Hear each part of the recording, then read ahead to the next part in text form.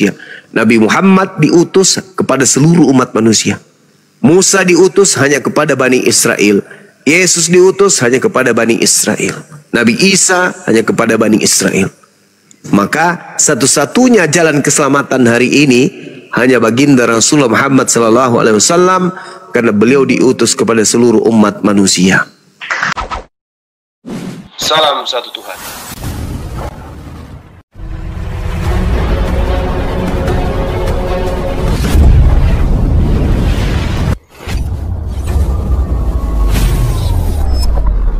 Pengantar ini singkat, para sahabat. Dukung semua ya sahabat-sahabat kita, channel Densa News Muslim. Di like, di subscribe, di share sebanyak mungkin, untuk supaya mencegah sahabat-sahabat kita di luar sana tidak terpengaruh terhadap pemurtadan. Semoga Allah memberikan selalu sikap istiqamah. Salam satu Tuhan, Allahu Akbar. Sudah mulai ada secerca cahaya yang menerangi sehingga nampak respon akalnya terhadap keadaan imannya itu sudah ada. Kenapa? Karena sudah ada cahaya yang masuk. Ya, saya berharap cahaya itu jangan dipadamkan.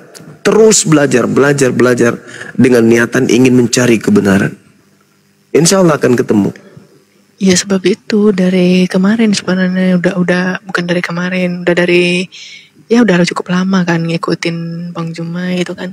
Cuman sempat naik dan kadang minta naik nggak dinaikin gitu kan. Ngikutin dan ya dengar gitu kan, kadang sempat dengar lagi kan. Kemarin pernah Bang Juma berkata kan, kalian itu menghina Yesus, menyembah Yesus atau menghina Yesus. Kok gitu ya? Kadang berpikir sendiri kan, kok Bang Juma ngomong gitu ya, Kristen itu menyembah Yesus atau menghina gitu kan. Itu kok dulu Bang Juma bilang kayak gitu ya? Ya jadi gini, saudari Grace, masih ingat nggak kan Bang Juma itu ingat, pernah bilang kayak ingat. Gitu?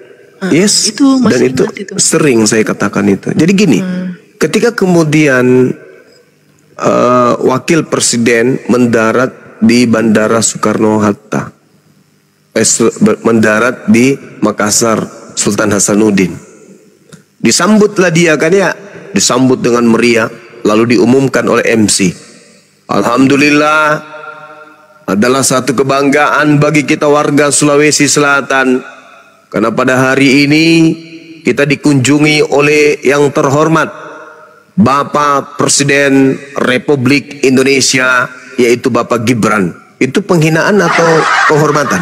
Wapres. Ya, enggak, dia bilangnya presiden. MC-nya bilang presiden. Itu penghinaan atau itu penghargaan? Penghinaan enggak itu?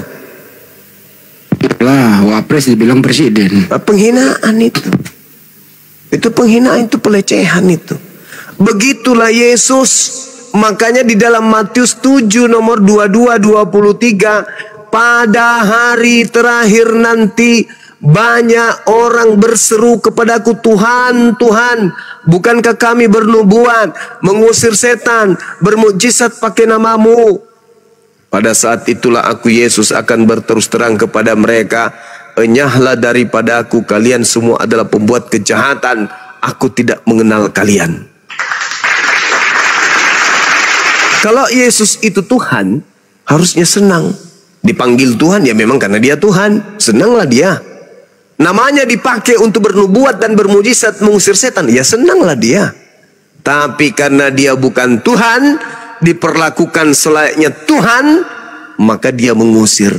Inilah yang diterangkan di dalam Al-Quran. Wa idza khusiran nasu kanu lahum a'da wa kanu bi ibadatihim kafirin. Di hari penghimpunan nanti, di hari kiamat nanti, apa yang mereka sembah selain daripada Allah akan menjadi musuh bagi mereka penyembahnya, dan pemujaan-pemujaan yang mereka lakukan akan diingkari oleh yang mereka sembah. Matius 7 nomor 22 nomor 23 membuktikan kebenaran itu. Bukan setiap orang yang memanggil aku Tuhan akan masuk ke dalam kerajaan surga, melainkan dia melakukan kehendak Bapa. Nah, mana kehendak Bapa agar kita menyembah anaknya Yesus? Ada? Nggak ada. Mana kehendak Bapa agar kita makan babi? Ada? Nggak ada. Mana kehendak Bapa agar kita merasulkan Paulus? Ada? Enggak ada. Mana kehendak Bapa agar kita menganggap surat-surat yang ditulis oleh orang-orang yang bukan nabi itu diimani sebagai firman Tuhan? Ada enggak? Enggak ada. Mana kehendak Bapa agar Taurat itu dianggap kutukan? Ada enggak? Enggak ada.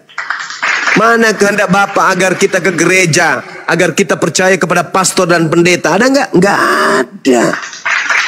Jadi apa yang dilakoni hari ini oleh teman-teman Kristen itu bukan kehendak Bapa. Maka siapapun yang memanggil Yesus Tuhan tapi tidak melakukan kehendak Bapa, maka Yesus akan mengusirnya. Dan Yesus berkata, nyahlah daripadaku, aku tidak mengenalkan kalian semua adalah pembuat kejahatan. Ingat, Matius 13 nomor 50, pembuat kejahatan akan dilemparkan ke dalam api neraka. Jadi itu penghinaan itu. Ketika kemudian orang Kristen mengatakan, Yesus kami sedih, betapa besar perjuanganmu, engkau rela mati demi kami. Itu penghinaan. Yesus, betapa mulia dirimu, engkau rela teraniaya, ditampar, diludahin, diseret, ditonjok, ditelanjangin, digantung, ditombak, dibunuh untuk dosa-dosa kami. Itu penghinaan bagi Yesus. Umat Islam mengatakan, tidak, Yesus kami tidak dibunuh, Yesus kami tidak ditelanjangin, Yesus kami tidak ditombak, Yesus kami tidak ditampar, Yesus kami tidak diludahin, Yesus kami tidak dibunuh. Maka siapa yang memuliakan Yesus? Umat Islam. Yohanes 15 nomor 13 nomor 14, Yohanes 16 nomor 13 14, apabila roh kebenaran itu datang, maka dia akan memuliakan aku. Siapa yang memuliakan Yesus hari ini? Kristen. Dengan apa? Dengan menyembahnya. Oh, Anda menghinakan dia. Yesus mengajarkan, mempraktekkan dan menteorikan menyembah hanya kepada hakikat yang ada di langit. Yohanes 17 nomor 3, hidup kekal itu adalah mereka mengenal engkau satu-satunya Tuhan, tak ada yang lain. Bukan aku hanya utusan. Siapa yang menjalankan itu?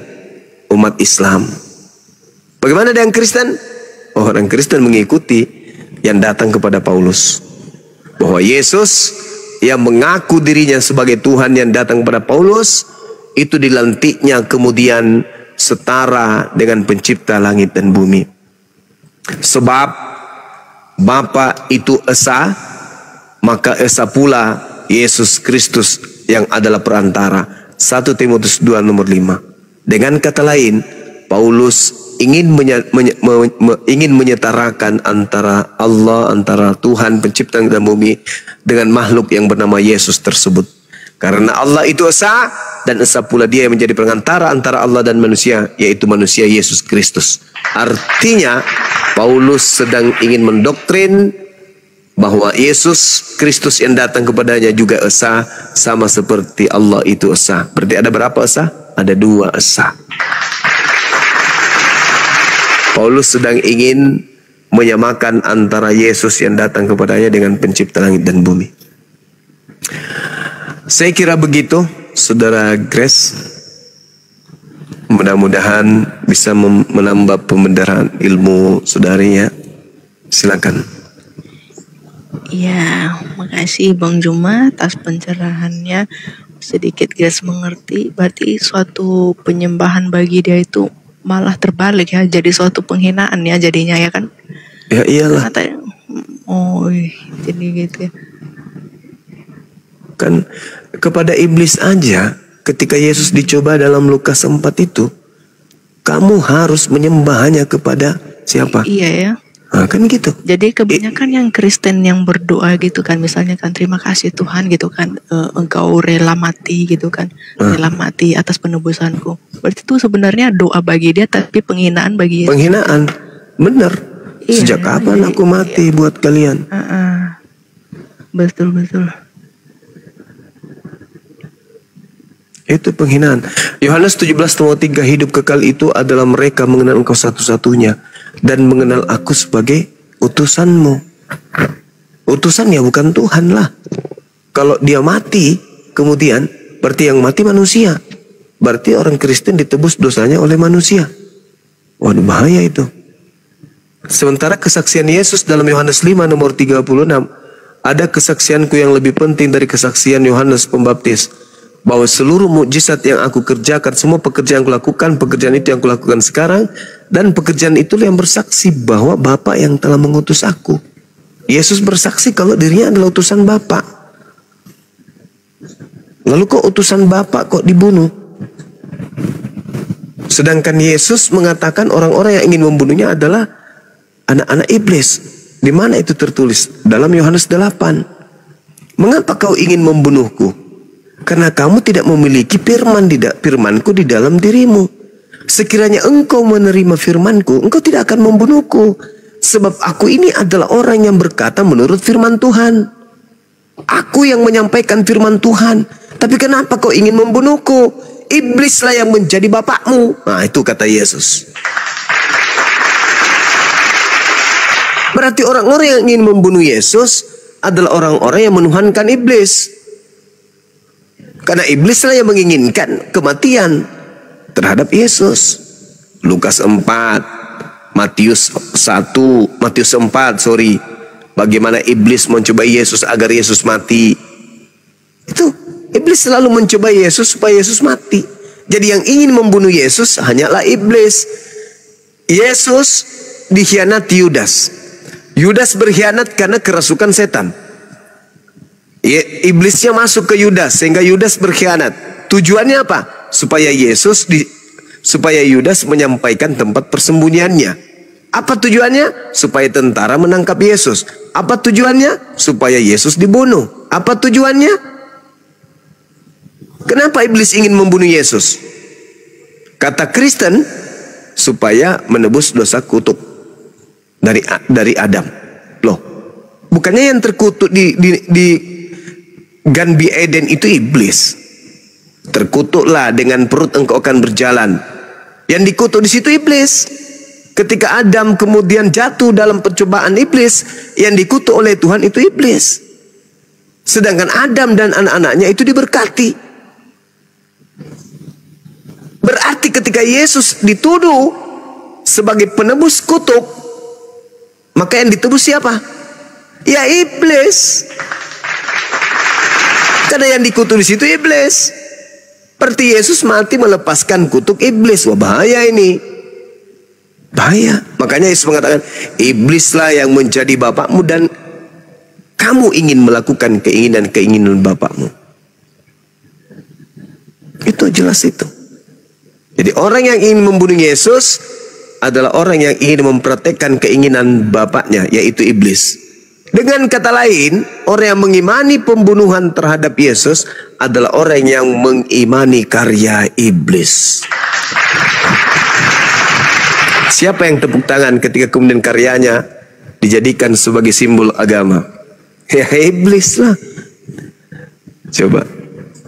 Siapa yang senang ketika kemudian karyanya itu dihargai, malah dijadikan sebagai sesuatu, sebagai landasan keselamatan? Kami selamat karena penyaliban terhadap Yesus. Kami selamat karena darah Yesus. Kami selamat karena Yesus disalib. Dengan kata lain, iblis adalah pahlawan sehingga mereka diselamatkan. Maka ucapkanlah terima kasih kepada iblis. Iblis, terima kasih ya, berkat kamu kemudian merasuki Yudas, merasuki imam kepala mahkamah agama, sehingga Tuhan kami berhasil dibunuh. Coba bukan kamu yang kemudian merasuki Yudas, manalah mungkin Yesus itu bisa disalibkan. Terima kasih ya iblis. Nah, sementara Tuhan mengatakan 6 perkara yang dibenci dan 7 kekejian dalam hatinya, yaitu menumpahkan darah orang yang tidak berdosa. Yesus ada dosa enggak? Enggak ada. Menumpahkan darahnya adalah kekejian bagi Tuhan. Keluaran 23 nomor 7 nomor 8, jangan kau membunuh orang yang benar. Ya itu perintah, jangan. Jadi kalau ada orang membunuh Yesus, dosa enggak? Dosa. Jadi penyaliban itu bukan nebus dosa, penyaliban itu menghadirkan dosa. Keluaran 23 nomor 7 nomor 8, jangan kau membunuh orang yang benar. Dengan kata lain, jangan kau bunuh Yesus. Ketika Yesus dibunuh, maka apa yang terjadi? Dosa membunuh Yesus. Berarti pembunuhan terhadap Yesus itu bukan nebus dosa, tetapi berdosa. Penyaliban adalah simbol dosa, bukan nebus dosa. Jadi salah ketika dikatakan salib adalah simbol penebusan dosa. Enggak. Salib itu simbol dosa. Pembangkangan, kan Tuhan mengatakan jangan kau membunuh orang yang benar. Itu larangan. Ketika dibunuh menggunakan salib, maka salib ini adalah simbol pembangkangan dan pelanggaran terhadap perintah Tuhan. Jadi salib bukan tanda keselamatan. Salib justru sebaliknya. Diduga sebaliknya. Kenapa? Karena Tuhan melarang membunuh Yesus. Yesus orang benar kan? Akulah jalan, akulah kebenaran, akulah hidup. Nah, barang siapa yang tidak melalui aku, dia tidak sampai kepada Bapa. Loh kok dibunuh? Yesus itu jalan menuju kepada Tuhan. Kenapa dibunuh? Artinya ibarat Yesus itu jembatan. Kenapa dihancurkan jembatannya? Dia harus dilestarikan, dipelihara, supaya seluruh ajaran-ajaran yang menyebabkan kita selamat dikeluarkan oleh dia. Jangan dibunuh. Biarkan dia mengajar, karena dia adalah juru selamat. Sebagai juru selamat, dia punya pengajaran, tapi dibalikkan. Oh, dia juru selamat dengan cara apa? Dengan mati di tiang salib. Alamak.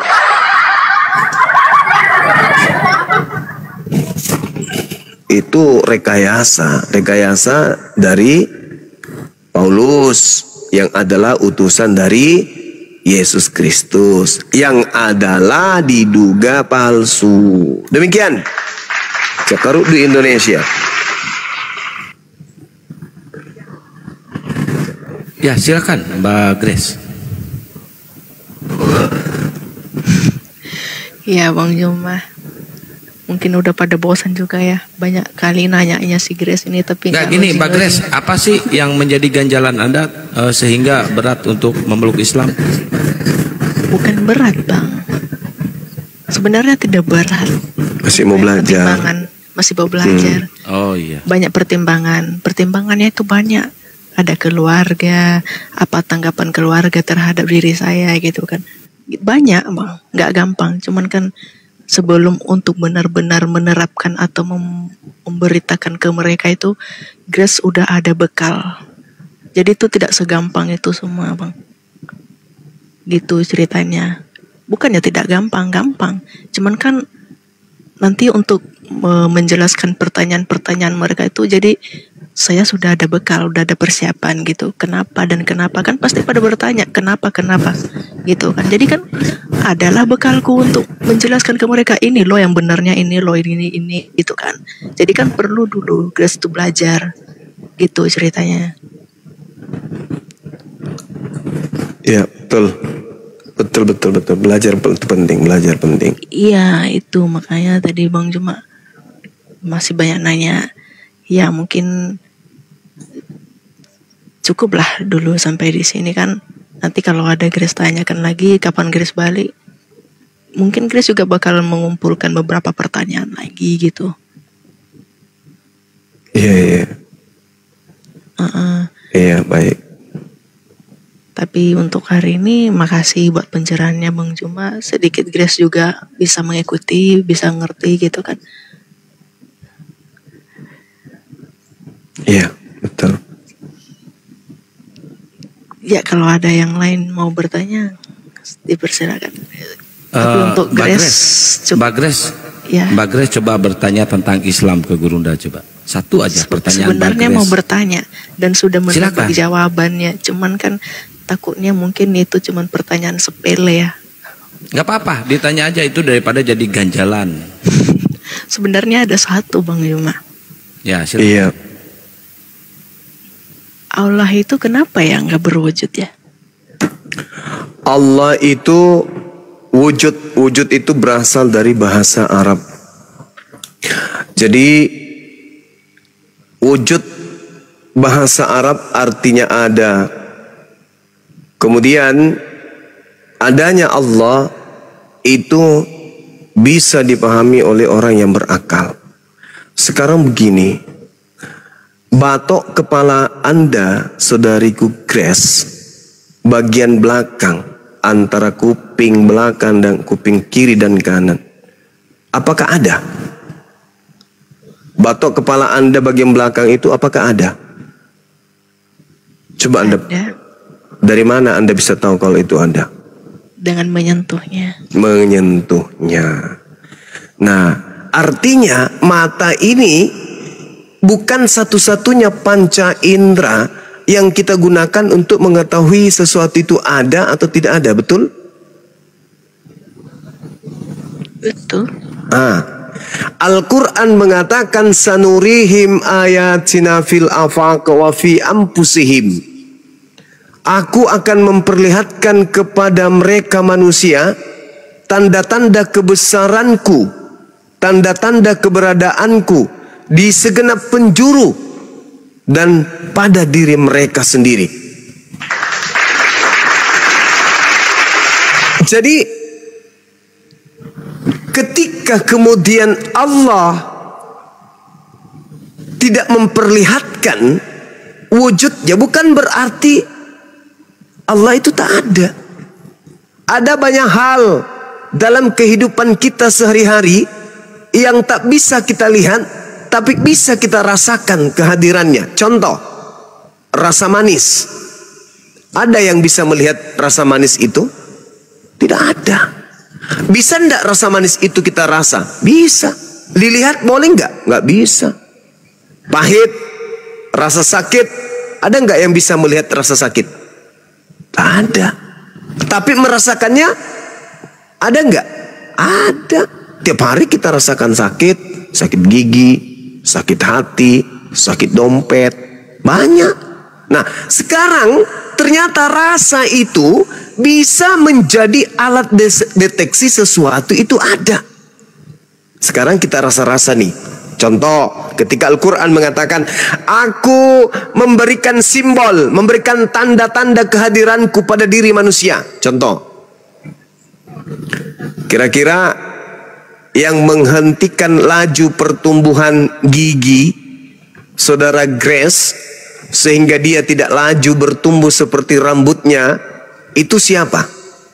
Mbak Grace sendiri kah yang menahan giginya supaya tidak tumbuh seperti rambut, memanjang dia? Atau siapa yang menahannya? Ibu kah atau kakeknya? Atau pernah menerima mantra-mantra supaya giginya nggak bertumbuh seperti rambut? Gimana, saudariku Grace? Coba Anda rasa-rasa yang menahan gigi Anda tidak bertumbuh seperti rambut panjangnya itu siapa? Atau coba Anda rasa-rasa kenapa Anda sebagai manusia dewasa tidak berkumis layaknya Bang Suma? Kira-kira yang menahan laju pertumbuhan kumisnya sehingga tidak bertumbuh itu siapa? Anda? Bukan. Lalu siapa? Ya pastinya dari Allah juga ya kan? Sanurihim ayatina fil afaq wa fi anfusihim. Bagi orang yang berakal tidak butuh melihatku, dia hanya butuh akalnya untuk merasakan bahwa aku ada. Bahkan Al-Quran mengatakan dalam surah Qaf ayat 16, apa kata Allah? Walaqad khalaqnal insan wa na'lamu ma tuwaswisu bihi nafsuh wa nahnu aqrabu ilaihi min hablil warid. Dan sungguh aku telah menciptakan manusia dan mengetahui apa yang dibisikkan oleh hatinya, dan aku lebih dekat kepada manusia itu daripada manusia itu terhadap urat lehernya sendiri. Allah mengatakan aku lebih dekat kepada manusia daripada manusia itu kepada urat lehernya. Mari kita buktikan. Kalau kita bertanya nih kepada saudara Grace, apakah saudara Grace itu tahu roh yang Anda adalah Anda? Roh yang adalah Anda, yang Anda temanin duduk, baring, berdiri, berjalan, tertawa, sedih, merasa puas, merasa kecewa, itu ada unsur roh, di mana roh itu adalah setitik dari cahaya ilahi yang Allah, yang Tuhan pencipta langit dan bumi titipkan pada manusia yang berakal ini. Pertanyaan saya, adakah saudari tahu makhluk roh yang ada pada diri saudara? Anda tiap hari bersihkan gigi, rapikan wajah, mempercantik kulit, jari-jarinya dikasih parfum segala macam. Tapi apakah Anda sadar tentang apa yang Anda lakukan itu adalah efek dari reaksi makhluk imaterial yang disebut roh yang ada pada diri saudara? Apakah Anda tahu roh itu seperti apa? Enggak. Nah, kok enggak? Padahal sudah berpuluh tahun hidup dengan rohnya sendiri, yang dipakai berbicara, yang dipakai berpikir, yang dipakai merasakan lapar, haus, tapi kok enggak tahu. Itulah yang Allah katakan, walaqad khalaqnal insan wa na'lamu ma tuwaswisu bihi nafsuh wa nahnu aqrabu ilaihi min hablil warid. Kita nih, kita dengan kita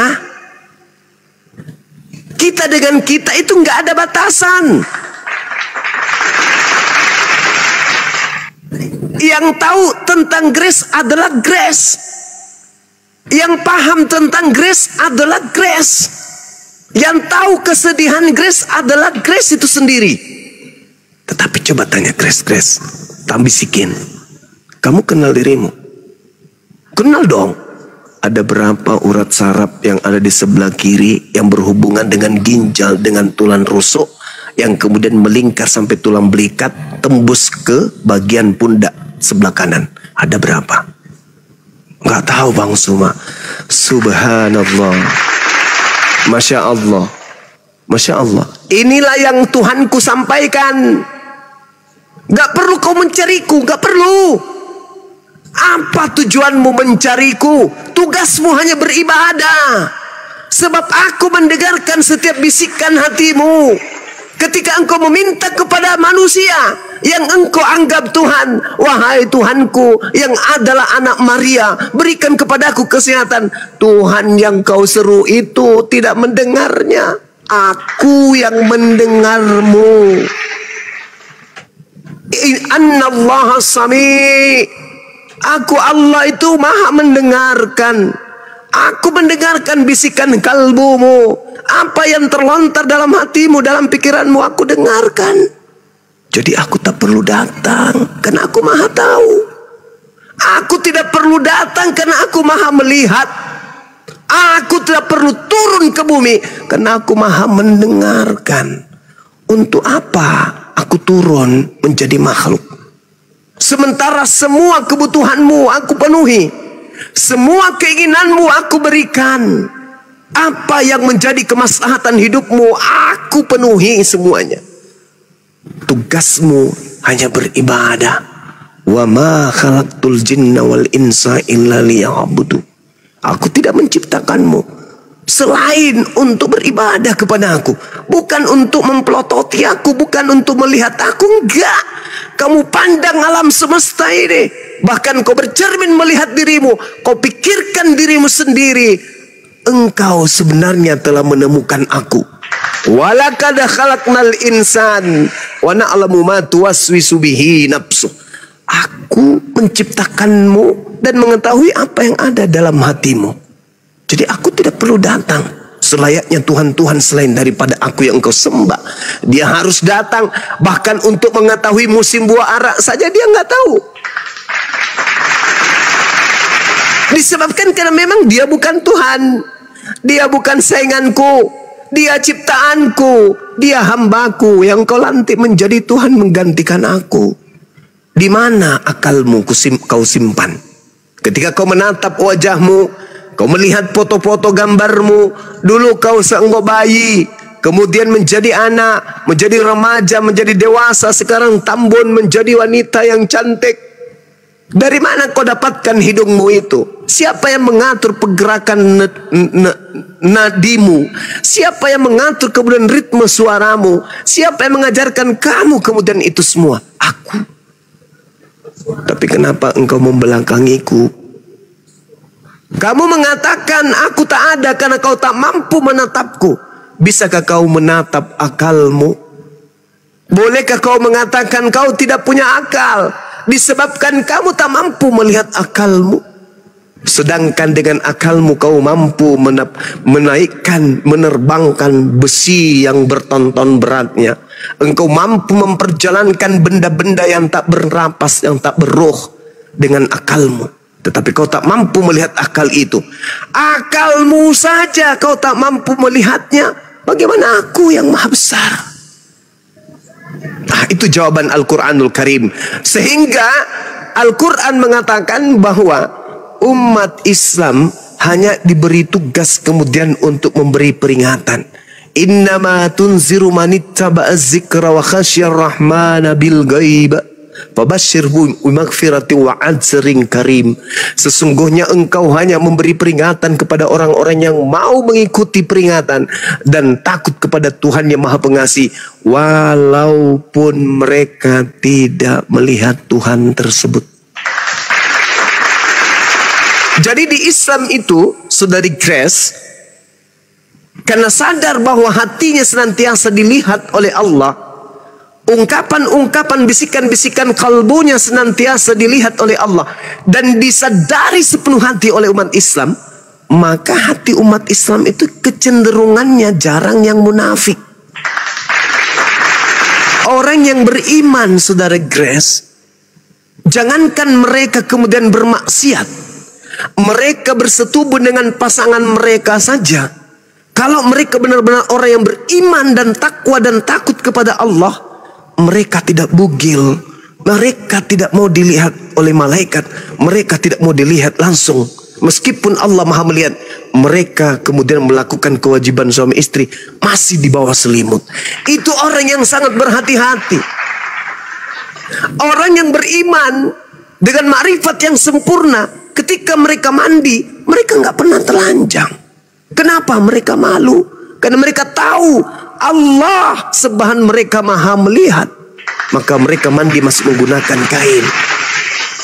Sementara orang yang tidak beriman, jangankan dalam keadaan seorang diri, justru mereka berkongko-kongko dengan orang-orang lain yang ada di sekelilingnya, yang dibawa kuasanya untuk bermaksiat, melancarkan aksi maksiat berjamaah, korupsi berjamaah, mencuri berjamaah, dikarenakan tak ada malu, karena mereka tak menyadari bahwa Tuhan itu maha melihat. Orang yang menyadari bahwa bisikan-bisikan hati ini dibaca dan diketahui oleh Allah Tuhannya, mereka tidak akan punya niat busuk, mereka tidak punya rencana-rencana jahat kepada saudara-saudaranya. Dan orang yang cenderung menyadari bahwa makrifat itu adalah sesuatu yang harus dipenuhi dalam konsep ibadah, dalam konsep penghambaan kepada Tuhan, mereka akan senantiasa menjadi hamba yang pemaaf. Kenapa orang itu jadi pemaaf? Karena hatinya selalu dia jaga. Dia tidak ingin ada irama dendam dalam hatinya. Dia tidak ingin ada not gelombang, not kata-kata dalam kalbunya yang kemudian bisa menyakiti dirinya dan orang lain. Itu orang yang baik, itu orang yang suci. Orang yang menyadari bahwa Allah senantiasa melihat hatinya ketika berbicara. Bisikan hatinya senantiasa didengarkan oleh Allah. Maka yang ada dalam hatinya hanya perkataan-perkataan yang baik. Jadi kasih yang sempurna adalah kasih yang bersumber dari hati. Hati yang sempurna adalah hati yang menyadari dengan akalnya bahwa apapun bisikan hatiku dibaca dan didengarkan oleh Tuhanku. Anallaha sami'. Pencipta langit dan bumi, Allah maha mendengarkan. Jadi itu tadi, ketika Anda bertanya, kenapa Tuhannya umat Islam bisa dilihat? Segala sesuatu yang dilihat itu adalah makhluk. Di alam ini ya, segala sesuatu yang dapat dilihat itu pasti makhluk. Makanya dikatakan di dalam kitabnya orang Yahudi, Keluaran 33 nomor 20, dan juga di dalam Yeremia 10 nomor 6, 2 Samuel 7 22, tidak ada yang serupa dengan Tuhan. Laisa kamitslihi syai'. Tidak ada yang serupa dengan Tuhan. Ketika Anda memejamkan mata, mengambil pulpen, mengambil kertas putih, lalu Anda mencoba untuk menggoreskan wujud Tuhan. Anda tutup mata, Anda goyang-goyangkan pulpen itu, oh inilah wujud Tuhan. Anda goyangkan, goyang terus. Karena tidak mungkin Anda ingin menyerupakan goresan tangan Anda dengan makhluk yang ada. Seperti sapi, kambing, rumah, gedung, jalan. Tidak mungkin. Maka Anda mencari gambar yang tidak serupa dengan apapun. Anda coret terus. Setelah Anda buka mata, ternyata Anda buka mata Anda. Ingin melihat bentuk Tuhan yang Anda gambarkan. Ternyata yang ada di atas kertas adalah gambar benang kusut. Apakah Tuhan segambar dengan benang kusut? Tidak mungkin. Laisa kamitslihi syai'. Tuhan pencipta langit dan bumi tidak serupa dengan apapun. Maka cukup kita sadar Tuhan maha melihat kita. Tidak perlu kita yang melihat Tuhan. Toh alam semesta ini sudah ada. Maka Allah mengatakan, aku menampakkan kebesaranku di segala penjuru. Jadi tidak perlu kita mencari Tuhan. Karena Tuhan ada memenuhi segala penjuru. Kita duduk, Tuhan ada. Kita baring, Tuhan ada. Tidak ada yang lolos dari pengawasan Tuhan. Allahus samad. Kita tergantung pada Tuhan. Walam yakul lahu kufuwan ahad. Tidak ada yang serupa, tidak ada yang menyamai Tuhan itu. Oleh karena itu, ya nggak perlu cari Tuhan, karena Tuhan ada. Tuhan itu melihat apa yang kita lakukan. Tuhan melihat. Jadi tidak perlu kemudian kita mencari mana Tuhan itu. Enggak. Dengan adanya kita, bukti adanya Tuhan. Karena kita ini adalah bukti jejak Tuhan. Apa bukti Tuhan itu ada? Adanya kita. Karena mustahil sesuatu yang ada diciptakan oleh sesuatu yang tidak ada. Meskipun pencipta itu kita tidak lihat, tetapi dia wajib ada. Nah inilah yang ada di Islam. Bahwasanya Allah pencipta langit dan bumi itu maha melihat. Sedangkan kita tidak maha melihat, sehingga kita tidak mampu melihat hal-hal yang gaib. Rasa manis aja kita tidak bisa lihat. Rasa kecut, rasa sakit tidak bisa kita lihat. Hanya bisa kita rasakan. Maka dengan adanya siang dan malam, turunnya hujan, bertumbuhnya kemudian tumbuh-tumbuhan, berbuahnya kemudian pokok-pokok yang ada, pohon-pohon yang ada, bukti bahwa penjaga alam semesta itu ada. Itulah yang disebut Sang Khalik. Rabbus samawati wal ard. Demikian. Cakaruk di Indonesia. Ya, makasih Bang Juma. Iya, sama-sama. Cukup paham sih. Memang Alhamdulillah. angin tidak dapat dilihat tapi dapat dirasakan. Iya. Ya. Mungkin gimana? itu saja sih Puas pertanyaan. Mbak Grace? Iya, puas dengan jawabannya. Dan memang saya sudah memang tahu jawabannya itu. Cuman kan Grace mau mendengarkan dari Bang Juma lebih detailnya itu seperti apa. Tapi contoh yang cuman Grace bisa dapat itu kemarin seperti angin tadi, perumpamaan angin. Angin cuman dapat dirasakan tapi tidak dapat dilihat. Gitu. Iya. Ya, terima kasih. Saya mau Bang bertanya Juma, ke ya, Pak. Gurunda, boleh? Satu aja Gurunda. Boleh. Ini Mbak Grace ini kan lagi belajar ke Islam, tapi dia belum sepenuhnya memeluk Islam. kalau misalkan ya, tapi naudzubillah min dzalik, Mbak Grace tidak ada umur lagi, tidak sempat mengucapkan 2 kalimat syahadat, status Mbak Grace ini gimana Gurunda? Beliau dihukumi sebagai orang yang berilmu, orang yang sedang belajar berjihad menuju kepada kebenaran. Kalau murni dia ikhlas belajar gitu ya. Artinya cahaya hidayah itu sudah ada. Tanpa mengucapkan seperti itu? Ya, karena Anda sudah meyakini bahwa pencipta langit dan bumi itu satu, dan kebenaran mutlak absolut pasti ada, sehingga menghantarkan Anda untuk belajar tentang Islam.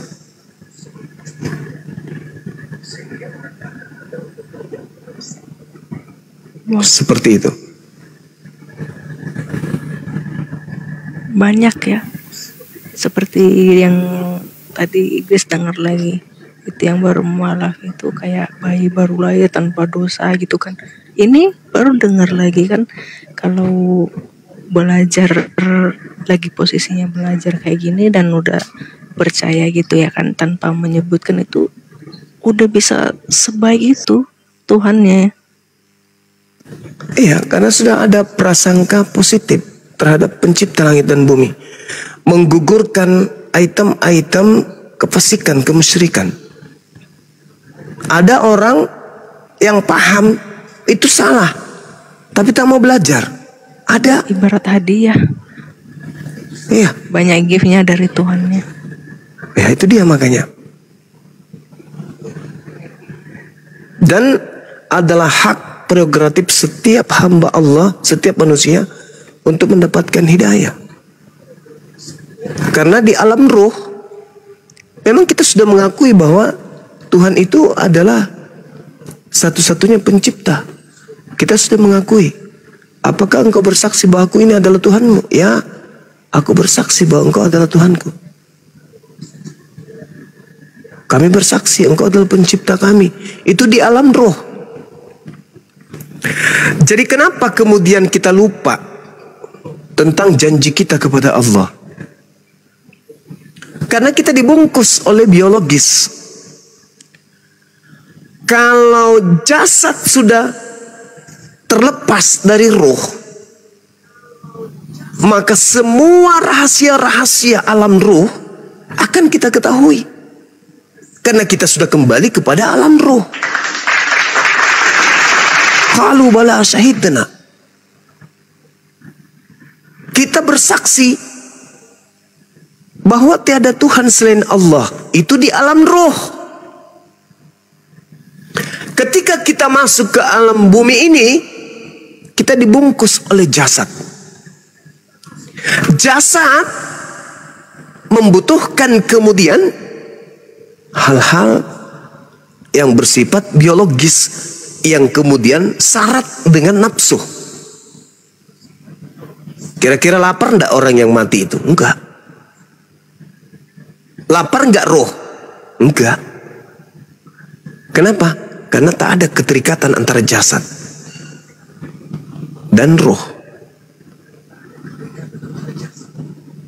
Nah ini yang saya ingin katakan, bahwasanya setiap insan, anak Adam, di hadapan Tuhan pada masa eksistensi sebagai makhluk biologis, itu sudah bersaksi tiada Tuhan selain Allah. Lalu dicipta dia, masuk ke alam bumi ini, diuji. Benarkah ucapannya ketika di alam ruh dia ingat atau tidak? Nah, sama seperti orang ujian. Ketika kita belum masuk ke kelas ujian, segala macam materi jawaban, soal jawaban itu kita tahu. 1 tambah 1 tambah 1 kali 2 tambah 3 tambah 5, kita tahu. Apa yang dimaksud dengan ekosistem, apa yang dimaksud dengan fotosintetis, apa yang dan seterusnya. Kita tahu itu sebelum masuk ujian. Oh, hafal kita. Hafal. Semua jawaban rumus-rumus kita hafal. Begitu masuk di meja ujian, apa yang terjadi? Ini kan sudah kupelajari, tapi apa ya jawabannya? Aku lupa gitu loh. lupa dan seterusnya. Kenapa itu bisa terjadi? Karena kita sedang diuji. Begitu lonceng berbunyi, tanda selesai ujian keluar, barulah kita tersadar, tepuk jidat. Oh iya ya, aku jadi ingat jawabannya itu ini, jawabannya itu ini. Kenapa? Karena kita sudah bukan lagi di zona ujian. Begitulah alam ruh, begitulah ruh kita ini. Begitu masuk ke tubuh, kita lupa akan dari mana kita berasal. Seperti apa dulu kita di alam ruh. Begitu keluar, berpisah dengan jasad, baru tersadarkan. Inna lillahi wa inna ilaihi rajiun. Makanya dikatakan matinya orang yang beriman itu adalah ibarat bangunnya dia dari tidur. Dia bangun dari tidur. Sorry. Hidupnya orang-orang yang kafir itu seibarat tidur, nanti dia terbangun pada saat dia mati. Jadi ketika dia jasadnya sudah berpisah dengan ruh, baru dia tersadar. Waduh, kenapa waktu di bumi saya nyembahnya ke ini, bukan kepada Allah Tuhanku. Jadi semua kita ketika lepas dari ruh, keyakinannya cuma satu, la ilaha illallah. Karena tak ada lagi jasad yang mempengaruhi kita. Tidak ada lagi jasad. Semuanya sudah kembali dalam bentuk roh. Nah, berbeda ketika kita mau masuk ke dalam surga atau neraka, jasad dan roh kembali disatukan, lalu dibangkitkan untuk dihakimi oleh Allah. Saya kira begitu. Cakaruduni Indonesia. Mudah-mudahan apa yang kita perbincangkan pada subuh hari ini bisa menjadi edukasi ilmu yang bermanfaat, terkhusus kepada saya sendiri. Demikian para sahabat, Indonesia sudah mengantuk. Mudah-mudahan kita dalam keadaan sehat walafiat semuanya. Amin. Amin. Amin ya Allah. Semoga Mbak Grace bisa membedakan mana manusia, mana Tuhan.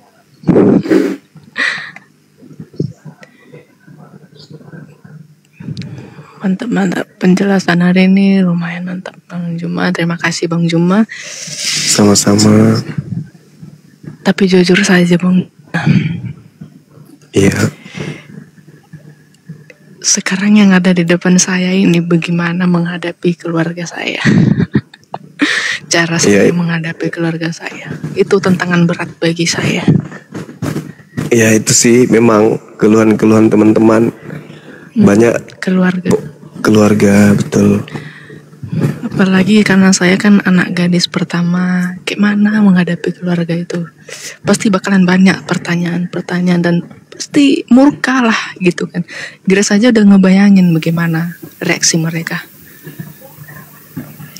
Itulah. Dari mana? Dari Grace Katolik, Protestan? Kristen Protestan. Ya. Jadi kalau seibarat agama itu adalah kendaraan, dan di atas kendaraan itu kita bersama dengan keluarga kita. Dan kita tahu bahwa kendaraan ini kita berpikir melaju menuju kepada keselamatan. Tapi ternyata di antara kita yang ada di atas kendaraan ini sadar bahwa sebenarnya ini bukan kepada keselamatan ujungnya, tetapi jatuh ke jurang yang dalam. Maka orang yang sehat akalnya akan senantiasa begitu tahu bahwa itu jatuhnya ke jurang, loncat dari kendaraan itu untuk meminta pertolongan, kemudian mengambil kendaraan yang lain atau menyetir kendaraan itu agar kendaraan itu stop atau berbalik arah atau membelokkan arah perjalanan supaya keluarga atau penumpang yang lain yang tidak masuk ke dalam jurang, apapun risikonya, termasuk loncat dari mobil yang sedang melaju kencang demi untuk menyelamatkan orang-orang yang kita cintai, itu pun rela kita lakukan. Nah, tapi kalau kita tidak berani mengambil resiko, artinya kita rela sama-sama jatuh atau tabrak pada jurang yang dalam. Seibarat kita ada di dalam kegelapan bersama dengan keluarga, Tapi kita tahu caranya kemudian supaya keluarga kita ini mendapatkan setitik cahaya, yaitu berlari ke tempat yang lain, mengambil sumber cahaya, mendapatkan cahaya, lalu kembali ke keluarga menjadi penerang. Bisa jadi cahaya itu ditolak, tetapi inilah perjuangan kasih sayang. Daripada kita hidup dalam kegelapan bersama-sama, padahal kita tahu caranya mengambil cahaya, kita biarkan diri kita dalam kegelapan. Resiko pasti ada. Segala sesuatu yang kita perjuangkan, segala sesuatu, apalagi ini berbicara mengenai akidah, pasti ada. Cuman permasalahannya adalah detik, menit, jam, hari, minggu, bulan, tahun mengantarkan kita kepada ujung kehidupan. Itu udah pasti itu. Kalau calon gubernur belum tentu jadi gubernur, calon presiden belum tentu. Tapi yang dikatakan calon mayat, Islam kah dia, Kristen kah dia, pasti akan menjadi mayat. Apa yang akan kita bawa kembali ke hadapan Allah? Ketakutan terhadap duniawi kah, atau ketakutan terhadap dahsyatnya kemudian pembalasan kepada orang-orang yang ingkar kepada penciptanya? Saya banyak menghadapi orang-orang yang ingin mu'alaf, yang kemudian menghadapi masalah seperti ini, takut akan keluarganya. Tapi alhamdulillah ada juga yang berani ngambil resiko, dibenci, dimusuhi, bla bla dan seterusnya. Tapi setelah dimusuhi, dibenci, justru keluarganya itu diam-diam belajar dan diam-diam jatuh cinta. Lalu terang-terangan memanggil anaknya, sembunyi-sembunyi berbicara. Apa sih yang membuat engkau itu masuk Islam, memilih Islam? Padahal sebenarnya dia itu ingin meyakinkan dirinya. Dia bertanya seakan-akan marah, tapi dia ingin meyakinkan dirinya. Apakah ini akhirnya apa? Aku mengalah anakku, aku ikut samamu. Contoh, kita kenal Olan. Bagaimana Olan mati-matian kemudian berjuang supaya adiknya ini kembali ke Islam. Habiskan uang ratusan juta, menyewa pastor pendeta untuk menghadapi Bang Suma. Apa endingnya? Alhamdulillah, beliau justru jatuh cinta ke Islam dan akhirnya syahadat. Artinya adiknya Yoga berhasil loncat dari kendaraan itu, lalu memanggil bantuan. Setelah bantuan datang, tertolonglah kakaknya ini. Bisa jadi orang tuanya ikut, bisa jadi saudara-saudara yang lain ikut. Minimal dia sudah menjadi cahaya dalam rumah tangganya. Saya kira begitu, karena Indonesia sudah mengantuk. Mudah-mudahan apa yang kita sampaikan ini bisa bermanfaat. Silakan saudara Grace, renungkan lagi, istirahat, karena memang tidak mudah mengambil risiko itu. Tapi paling tidak Anda sudah meneguhkan hati, kebenaran itu pasti ada, dan kebenaran itu pasti menang. Itu aja. Silakan. Ya, Bang Suma. Itulah, cuman itu aja satu-satunya menghadapi keluarga itu. Termasuk Dinda Nora juga, kalau nggak salah beliau tadinya orang tuanya melawan, tapi kalau nggak salah orang tuanya justru mulai mualaf. Iya, iya. Tapi berat mungkin ya di Grace. Iya, berat. Iya, betul. Ditambah kan bapak itu kayak gimana ya? Ya pemimpinnya di tokohnya bagian gereja gitu kan. Jadi aduh, berat dari itu masih mending Mbak, kalau jemaat biasa gitu. Itu masih mending Mbak, kalau pendeta yang mualaf gimana? Kalau pendeta yang mualaf? Betul. lebih tanda tanya besar jemaat. Iya. Ya udah, cukup sampai di sini lah Bang Juma. Enggak dulu Mbak Grace. Mbak Grace, intinya adalah tidak ada paksaan dalam memeluk Islam. Ya. Islam itu hanya disampaikan. Orang yang berakal ya menerima. Orang yang tidak mau menerima berarti bukan berarti tidak berakal, tapi sombong kadang-kadang begitu. Terus ya Mbak tadi mengatakan risikonya berat. Ya memang banyak, tapi tadinya benci menjadi cinta, banyak kok yang kayak begitu. Allah Subhanahu wa taala Maha membolak-balik hati seseorang. Jadi segera, hidup ini cuma sekali. Semoga Mbak Grace mendapat hidayah, itu doa kami. Amin. Ya, terima kasih buat semuanya. Terima kasih juga buat ilmunya, pencerahannya dari tadi apa ya sampai sekarang, sampai pada bosan noten juga yang dari bawah. Yang lain-lainnya juga dapat bosan banyak kali pertanyaannya, tapi nggak malah nggak syahadat gitu kan. Anda bisa, entar dulu Mbak Grace. Mbak Grace, Anda mau mendengarkan kisah Adik Peri yang pakai nama saya juga nih, sahabat Andis Lebes nih. Beliau juga mualaf, bagaimana kisahnya waktu dia memeluk Islam. Ketabok sama orang tuanya apa seperti apa. Silakan kalau mau berbagi sama Grace Per. Iya. Iya Kak Grace, salam kenal Kak Grace. Iya, sebenarnya yang disampaikan Bang Andi tadi benar Kak Grace. Bahwasanya kan kita hidup itu kan satu kali. Jadi itu ketika kita meninggal kan kita sudah nggak punya kesempatan untuk mengambil hidayah. Kecil suaranya. Oh iya. Ini dengar nggak Kak Grace ya? Jauh. Jadi itu gini Kak Grace, bahkan Al-Quran itu mengatakan wala tamutunna illa wa antum muslimun. Janganlah engkau meninggal itu melainkan dalam keadaan Islam. Kurang, kecil. Ketika kita masih, ketika aku kan dulu dari Katolik Kak Grace, aku dari Katolik, kebetulan aku tuh sekolah frater di NTT, Seminari Hokeng. Cuman ketika aku memeluk Islam, itu aku tuh diusir sama keluarga Kak Grace. Diusir, aku lari ke Jakarta dan lebih memilih hidup itu untuk sendiri. Nah, memang ujian itu berat Kak Grace. Ujian memang itu berat, tetapi ujian itu bukan berarti Allah itu benci sama kita. Tapi Allah itu sayang. Bahkan di dalam Al-Quran, surah Al-Baqarah kata Allah, la yukallifullahu nafsan illa usaha laha maktasabat wa laiha maktasabat.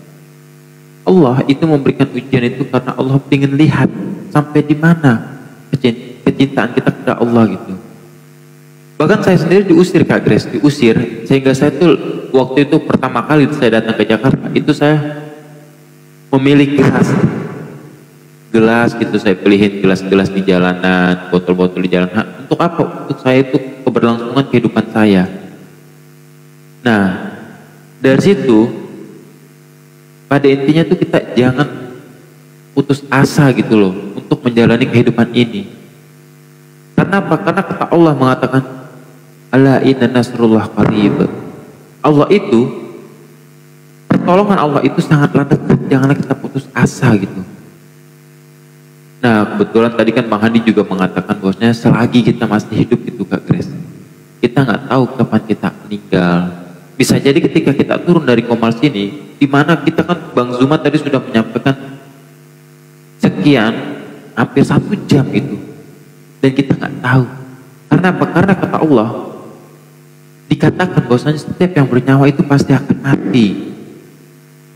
Setiap yang bernyawa itu pasti akan mati Kak Grace.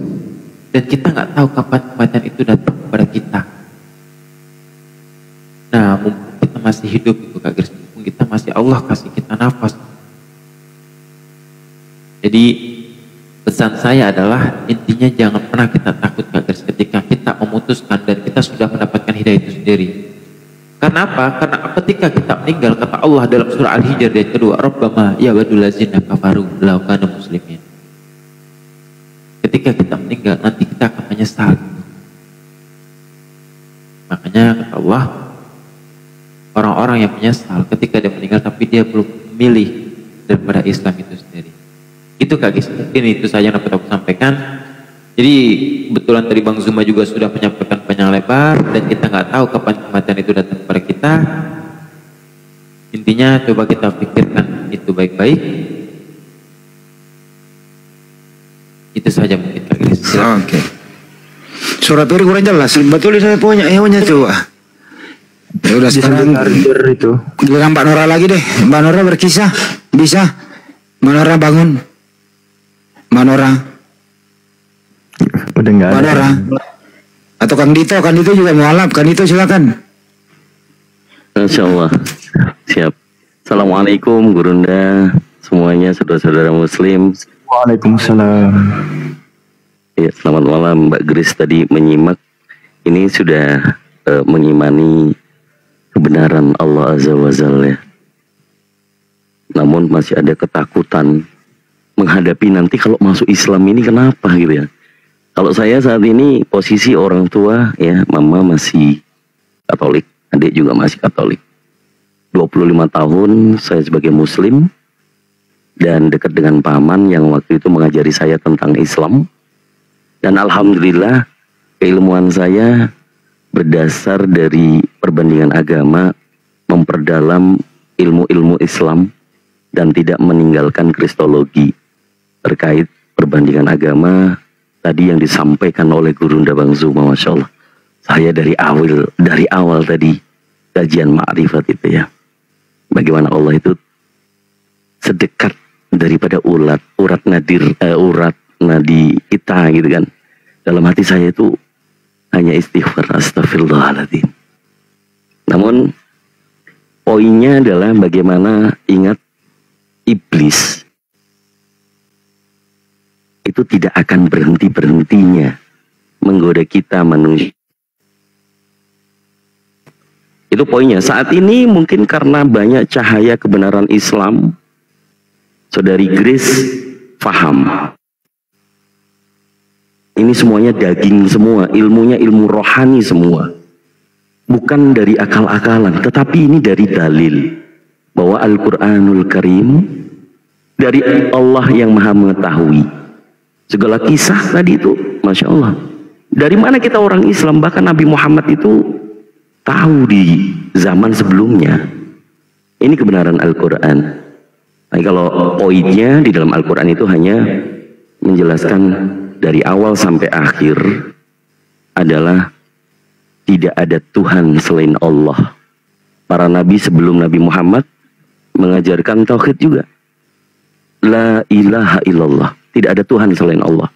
Maka hak itu kebenaran. Kalau batil, ya pasti yang memprakarsai adalah setan atau iblis. Kapan setan atau iblis itu menggoda manusia? Pada saat manusia itu lalai. Contoh, kelalaian manusia. Nguap sudah berapa kali? Nguap yang udah kerasa ngantuk nguap. Itu setan bisa masuk. Jadi kalau sudah kebenaran sudah ada tentang takut selain Allah, itu juga masih syirik. Apalagi kalau takut sama orang tua yang sudah jelas orang tua itu tersesat, ya. Itu nanti di akhirat nanti ada satu kisah Rasulullah Shallallahu Alaihi Wasallam ya, dalam satu kisah dengan saudara Bani Israel. Hanya karena lisannya dia mengantarkan dia ke neraka. Ini syahih. Contoh, ada kisah yang saya mau bahas. Ada orang yang sangat kaya raya, beriman, Islam, hanya karena lisannya mengatakan takut selain Allah, itu dia diletakkan di neraka. Nah, ceritanya mungkin agak sedikit sambil bergurau ya. Karena ternyata manusia ini, orang ini ya, fulan ini kaya raya, rajin sedekah, hartanya mungkin 7 turunan gak akan habis, istrinya 1, anaknya banyak. Begitu meninggal, sudah pasti husnul khotimah. Pada saat ditanya oleh malaikat, marrobuka, manabiyuka, mandinuka, lolos semua. Pada saat sudah ditetapkan mau untuk ini calon surga, ditanya lagi sama malaikat, ya fulan, kenapa kau sudah kaya, pahalamu banyak, sedekahmu banyak? Terus ditanya lagi, kenapa istrimu 1? Ya malaikat, saya takut sama istri saya. Sini dulu, minggir dulu. Ini kamu harus dibersihkan dulu. Nah, seperti itu. Jadi, Saudara Grace, kalau kita masih takut kepada makhluk, ya, maka keimanan kita kepada La ilaha illallah itu masih dipertimbangkan. Itu saja dari saya, Bang Handi. Allahu Akbar, Masya Allah. Allahu Akbar.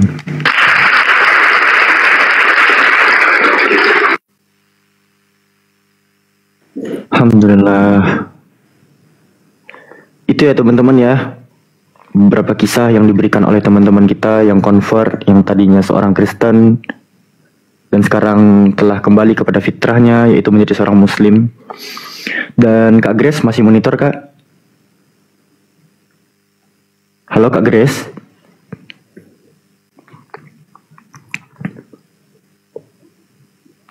Wah, sampai ketiduran Kang Dito, Kak Grace-nya. Ya, no, Itu ada. Ceritain mualaf abang lah. Masya Allah. Mualaf cerdas Bang Alfi nih, Masya Allah. Bukan. Alfi bukan seorang mualaf, Alfi disclaimer dulu. Tapi Kak Grace, yang harus Kak Grace ketahui ya. Jaringan. Iya, yang harus Kak Grace ketahui juga ya. Apa yang Kak Grace pertanyakan malam ini. Jaringannya, Kak. Jaringan. Justru menjadi wawasan, menjadi tambahan ilmu kepada kami semua, menjadi wawasan yang baru kepada kami semua, menjadi pengetahuan yang baru untuk kami semua, Kak Grace. Dan Alfi hanya ingin memperkuat narasi saudara-saudara Alfi yang tadi, bahwasannya kullu nafsin za'iqatul maut, setiap yang bernyawa itu akan merasakan kematian. Terlepas daripada itu, kami hanya menyiarkan tetap pada batasan la ikraha fiddin, tidak paksaan dalam Islam, dan terkait hal-hal apa yang akan menyulitkan. Allah berfirman pada surah ke-94, fa inna ma'al usri yusra, inna ma'al usri yusra. 2 kali Allah mengulangnya, bahwa sesungguhnya di balik kesulitan itu ada kemudahan, enggak? Apapun itu, segala nikmat telah diberikan oleh Allah, terlepas dari apa-apa permasalahan yang dihadapi oleh hamba-hambanya. Selagi hamba-hambanya itu bersandar mengharapkan kepada keridhaan Allah, insya Allah segala macam masalah, keberatan yang dipukul oleh pundak hamba-hambanya, Allah permudahkan dengan semudah-mudahnya. Itu aja dari Alfi itu. Silakan. Amin. Kak Grace. Saya pernah diskusi sama teman-teman Kristen ya. Beliau 2 hari mualaf dia. Cuman beberapa kalimat begini bunyinya. Sang pencipta itu, atau kalau kami di Islam, Allah Subhanahu wa Ta'ala itu memerintahkan hambanya untuk mencintai semua para nabi, termasuk nabi yang terakhir, Nabi Muhammad SAW, dengan seluruh syariatnya. Manakala ada orang percaya, mengutuk nabi, menista nabi, terus kemudian yang berhubungan dengan nista-nista itu tidak mengakui itulah para nabi, ini ya, dengerin baik-baik, dia akan dimintai pertanggungjawaban. Jadi lepaskanlah itu, Mbak Grace. Jangan sampai menista, mengutuk, apalagi satu nabi saja. Itu Mbak Grace. Semoga tercerahkan. Makasih. Iya. Iya Terima benar. kasih buat Kak Grace. teman-teman semuanya atas pencerahannya. Izin Oh, Kak Grace. Pak. Jadi tuh yang dikatakan Bang Handi tuh gini Kak Grace. Ada dalam surah Ali Imran di ayat ke-31 kata Allah, "Qul in kuntum tuhibbunallah fattabi'uni yuhibbukumullah wa yaghfir lakum dzunubakum wallahu ghafurur rahim."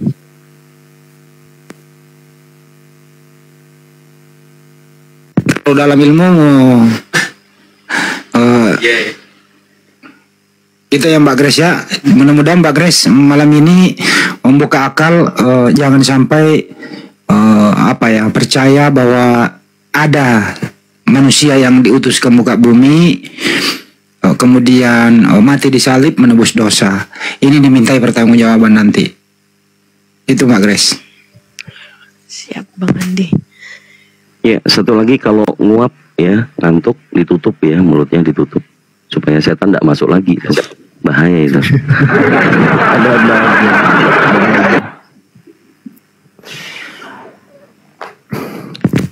Fala yatadabbarun. Mbak Grace masih percaya nggak sih ada penembusan dosa dengan cara yang iman Mbak, yang Anda percaya sekarang? Masih percaya nggak Mbak Grace? Percaya nggak percaya masih. Apa? Gua nggak denger. Apa Pi? Masih. Saya nggak percaya katanya. 100% percaya, 100% tidak. Gini gitu. loh, lebih bagusan mana? Langsung meminta ampun kepada Sang Pencipta, atau melalui tumbal, pakai tumbal, atau melalui media? Langsung sama penciptanya lah. Langsung, Pi. Mantap. Bang Juma tadi udah menerangkan banyak. Kalau ada seorang tadinya bukan Islam, terus memeluk Islam, mengucapkan 2 kalimat syahadat, itu kembali lahir seperti bayi. Dan semua amal-amal kebaikannya itu terbawa. Begitu tadi kesimpulan dari Bang Juma. Tapi kesimpulannya juga kami di sini tidak ada memaksa orang memeluk Islam ya. Kami hanya menyampaikan. Itu sih dari saya. Oh, tapi berarti kalau selama amal baik kita ini masih belum syahadat itu emang terbawa? Kalau belum syahadat, amal yang dari selama Kristen itu emang ke bawah nggak? Allah balas di dunia, Kak. Enggak. Si pertanyaannya kok kadang kecil sih suaranya. Iya, amal baiknya itu akan dibalas Allah langsung di atas dunia, Kak. Tetapi untuk permasalahan akhirat, Allah alam bisawab.